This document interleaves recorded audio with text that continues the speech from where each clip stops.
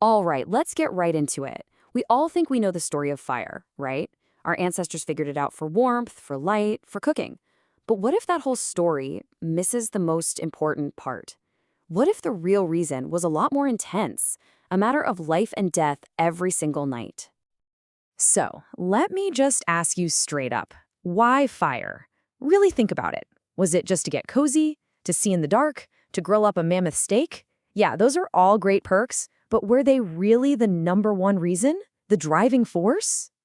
Here's the twist. The evidence is pointing to something much more fundamental: survival. Pure and simple. Before fire was our kitchen, it was our fortress. It was the shield that stood between us and a world that was actively trying to kill and eat us. And honestly, reframing it that way, it changes everything. To really get why the shield was so critical, we have to paint a picture of the world our ancestors were living in. And let me tell you, this was no paradise. This was a world of constant, terrifying danger. You have to forget our modern confidence, our place at the top of the pyramid. For millions of years, that just wasn't us. We were stuck somewhere in the middle, we weren't the strongest, we definitely weren't the fastest, and we were on the menu for a lot of other creatures. We were the hunted just as often as we were the hunters. I mean, just look at this comparison. It's a total mismatch, right? You've got the Smilodon, the saber-toothed cat. We're talking about a predator the size of a lion today, with teeth like daggers, over 10 centimeters long. And what do we have? Rocks, sticks, and our brains. In a head-to-head fight, no contest. Absolutely no way. And it wasn't just one big, bad cat. The Paleolithic was basically a monster movie. You had giant hyenas that were heavier than a lioness, with jaws that could crush bone like it was nothing. You had cave lions, a full 25% bigger than the ones we know today, that could see perfectly in the dark. The point is, danger was everywhere, all the time.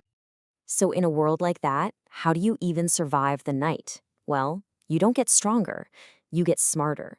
You find a game changer, an equalizer. And for us, that was fire. But here's the thing. Taming it wasn't some sudden aha moment. It was a long, slow-burn technological revolution. This process took an incredible amount of time. For over 1,000,000 years, we were basically just fire scavengers, running to a lightning strike, grabbing a burning branch, and desperately trying to keep it going. Then, around 400,000 years ago, we get a huge upgrade: control. We build hearths. We can manage the flame. But the final leap, actually making fire whenever we wanted, that came much, much later, maybe only 50,000 years ago. This was a true step-by-step technological journey. So why was fire such a perfect shield?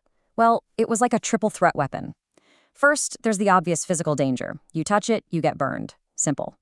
Second, it's a sensory assault. The smoke stings your eyes, the light blinds you in the dark, the crackling sound is an alarm. But the real secret weapon? It's evolution. Most animals have a deep, instinctual, genetic fear of fire. It's hardwired into them. So fire became our silent guardian, keeping those nightmares in the dark away without us ever having to throw a spear. Okay, so once we had this shield, this invisible wall of safety, everything changed. We weren't just hunkered down trying to survive anymore. We were starting to get ahead. Mastering fire for defense solved that one massive problem. And in doing so, it unlocked a totally new future for our species. And this quote right here from researchers at Tel Aviv University just nails it. The main point of fire wasn't just to cook a small meal for the evening. It was an economic tool. It was about protecting a massive investment. You see, fire didn't just protect us. It protected our food. I mean, just look at the math. It makes perfect sense. You could spend an hour gathering plants and get a decent amount of calories. Or you could succeed in a big hunt and get more than 10 times the energy for your effort. The bottleneck wasn't killing the animal, it was keeping other animals from stealing your prize. And that's where fire became the ultimate security system. Think of it as the meat warehouse problem. You take down a mammoth, congratulations, you've just hit the calorie lottery. But you've also just set up a giant flashing free buffet sign for every predator and scavenger from miles around. Fire solved both issues. It created a protective fence, and it gave us the ability to preserve the meat, smoking it, drying it. It turned a one-night feast into weeks of food security. So this one solution, using fire as a defensive tool, it did so much more than just change our menu. It started a cascade, a domino effect, that completely remade our technology, our societies, and believe it or not, our own bodies. You can just see the dominoes fall, one after another. Fire leads to better tech, like spears hardened in the flames. It forces social cooperation. Somebody has to be on fire duty, right? It brings people together. But the biggest impact? By cooking our food, we made it easier to digest. That freed up a ton of energy that our bodies could redirect straight to growing our brains. Fire didn't just keep the world out, it gave us the power to start changing it. And if you want to see the result, look no further than this number. It's staggering. Peking man, one of our ancestors who used fire, had a brain almost twice the size of earlier hominids. That is not a coincidence. That is a direct result. The food security and the easier digestion that fire gave us was the rocket fuel for the evolution of the human mind. So it all comes full circle. What started as a simple shield, a flickering circle of light to keep the monsters in the dark, it became the very engine of our species' rise.